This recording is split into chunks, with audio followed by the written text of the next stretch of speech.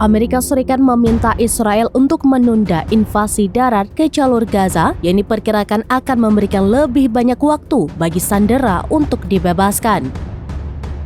Selain itu, penundaan invasi darat itu agar memungkinkan lebih banyak pengiriman bantuan ke Gaza.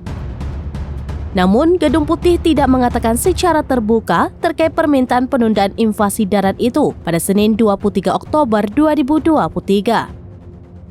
Diberitakan ABC News, juru bicara Dewan Keamanan Nasional John Kirby mengatakan Amerika Serikat telah berkomunikasi dengan Israel sejak awal mengenai strategi dan tujuan dalam menanggapi serangan Hamas. Komunikasi itu termasuk menanyakan pertanyaan sulit kepada Israel tentang apa yang disebutnya potensi konsekuensi yang tidak diinginkan dari operasi militer yang lebih besar.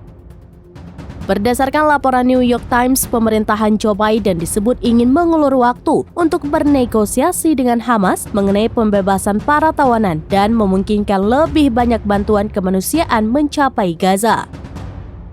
Para pejabat Amerika Serikat juga disebut menginginkan lebih banyak waktu untuk bersiap menghadapi kemungkinan serangan terhadap kepentingan Amerika Serikat di wilayah tersebut dari kelompok-kelompok yang didukung Iran.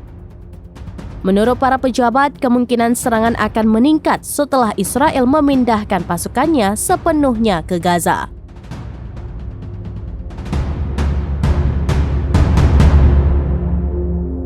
Download Tribun X sekarang, menghadirkan lokal menjadi Indonesia.